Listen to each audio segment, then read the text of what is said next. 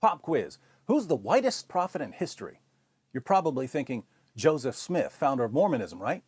What if I told you there's a prophet out there who's so white he makes Joseph Smith look like Malcolm X? He's so white he makes a bowl of vanilla ice cream yell, "Get him out of here, he's blinding me!" He's so white his 9-year-old child bride didn't need a nightlight. What if I also told you that this pale, pasty white prophet had black slaves and referred to Ethiopians as raisin heads? Would you call him a racist? Or would you give him yet another free pass because our expectations automatically drop to the floor whenever we discuss the Prophet of Islam?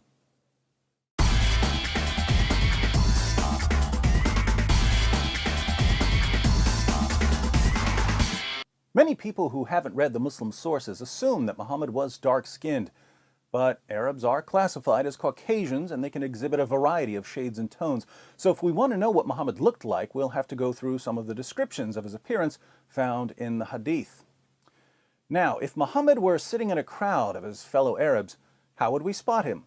Sahih al-Bukhari, number 63. Narrated Anas bin Malik, while we were sitting with the Prophet in the mosque, a man came riding on a camel. He made his camel kneel down in the mosque, tied its foreleg, and then said, "Who amongst you is Muhammad?" At that time, the Prophet was sitting amongst us, leaning on his arm. We replied, "This white man reclining on his arm." "Hey, which one of you is Muhammad?" "This white Tom Willis-looking white guy leaning on his white arm, that's who." But let's keep reading about a prophet who makes the Brady Bunch look like NWA. Sahih Muslim, 6081.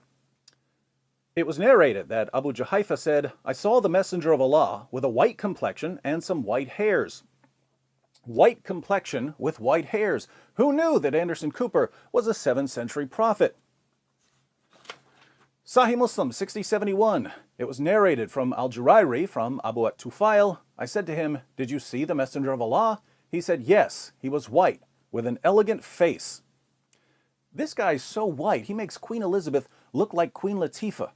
And the Muslim sources go out of their way to remind us how white Muhammad was. They tell us about the whiteness of his shins, and the whiteness of his thigh, and the whiteness of his leg, and the whiteness of his stomach, and the whiteness of his forearms, and the whiteness of his armpits, and the whiteness of his cheeks.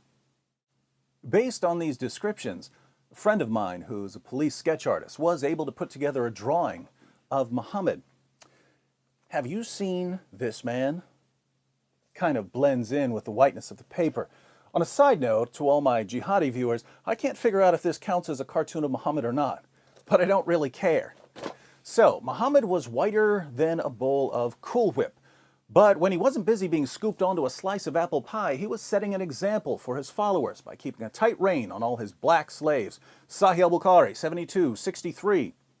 Narrated Umar, I went to the house of the Prophet, and behold, Allah's Messenger was staying in a mashraba, and a black slave of Allah's Messenger was at the top of its stairs.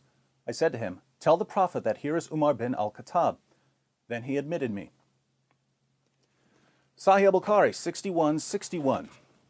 Narrated Anas bin Malik, Allah's Messenger was on a journey, and he had a black slave called Anjasha, and he was driving the camels very fast, and there were women riding on those camels. Allah's Messenger said, "Waihaka, O Anjasha, drive slowly the camels with the glass vessels," i.e. the women.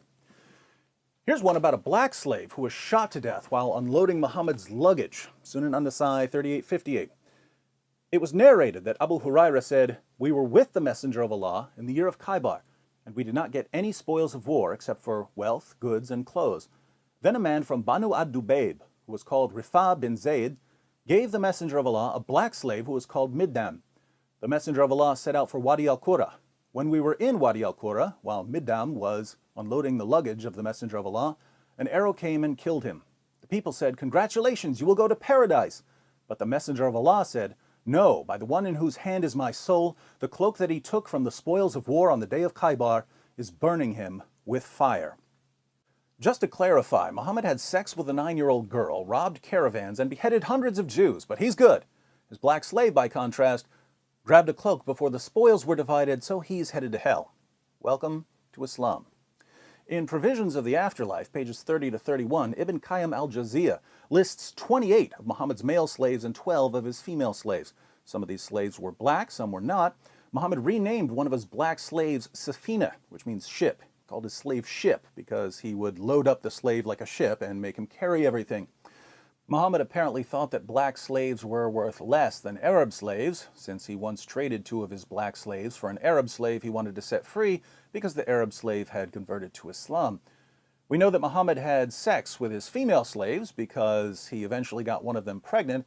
But don't worry, a white leader getting a slave girl pregnant is only creepy when Thomas Jefferson does it. Speaking of leaders, mindlessly obeying Muslim leaders was so important to Muhammad that when he wanted to emphasize obedience, he told his followers that they had to obey even the worst leader imaginable. We find Muhammad's worst case scenario in Sahih al-Bukhari 7142. Narrated Anas bin Malik, Allah's Messenger said, "You should listen to and obey your imam, even if he was an Ethiopian slave whose head looks like a raisin." Muhammad gives a similar example in Sahih Muslim 3138, where he commands his followers to obey their leader, even if he's a black slave with missing limbs. So the worst possible leader of a community of Muslims, according to Muhammad, would be a black slave. For the sake of clarity, I should point out that women are excluded from the hierarchy of possible leaders. Muhammad said that a nation will never be successful with a woman as a leader. But it gets worse. Muhammad tells his followers what Satan looks like in Ibn Asaq, page 243. The apostle said, "Whoever wants to see Satan, let him look at Nabtal ibn al-Harith. He was a sturdy black man with long flowing hair, inflamed eyes, and dark ruddy cheeks."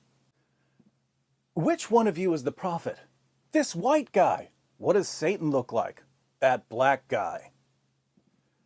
Now, how did a religion that was inaugurated by a white prophet who had black slaves and referred to Ethiopians as raisin heads and said that Satan looks like a black man ever get the reputation it has among African American Muslims today? Well, here in the West, there's a general atmosphere of ignorance about Islam. People don't know even the most basic facts about Muhammad and the Quran, and this allows Muslim preachers to say whatever they want about Islam because no one's going to correct them. So if a Muslim preacher is talking to a woman who's interested in women's rights, Muhammad was a champion of women's rights. If he's talking to someone who has a high regard for science, the Quran is a scientific masterpiece filled with miraculous scientific insights that were only verified centuries later. If he's talking to someone who's concerned about racial justice, Islam is the religion that liberates slaves and establishes racial equality. Absolute nonsense, but people convert to Islam because they believe what they're told and don't bother reading the Muslim sources to see if the preacher's story checks out. Now, to those of you who've bought this mess, to those of you who believed the Muslim preacher when he said, "Hey, if you really want to stick it to whitey, you need to convert to Islam," the religion of a white man who bought, sold, and traded African slaves and whose followers institutionalized black African slavery centuries before Europeans joined in, and who continue enslaving black Africans even today. If you fell for this, I say, and I say it again, you've been had. You've been took.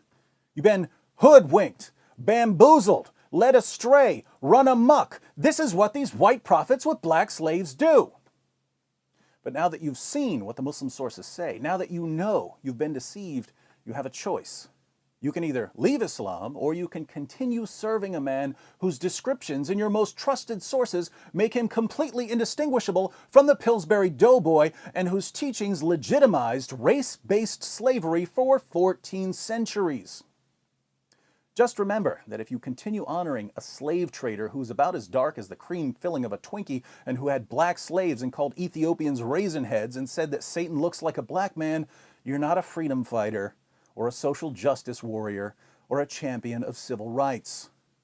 You are the ultimate Uncle Tom. And in case you'd like to know how seriously they take Muhammad's whiteness in the Muslim world, I'll leave you with a quotation from Ash-Shifa, one of Islam's most popular and respected books on Muhammad's life and teachings. Ahmed ibn Sulaiman, Sahnun's companion, said that whoever says that the Prophet was black is killed. The Prophet was not black. Calling Muhammad a black man was a death penalty.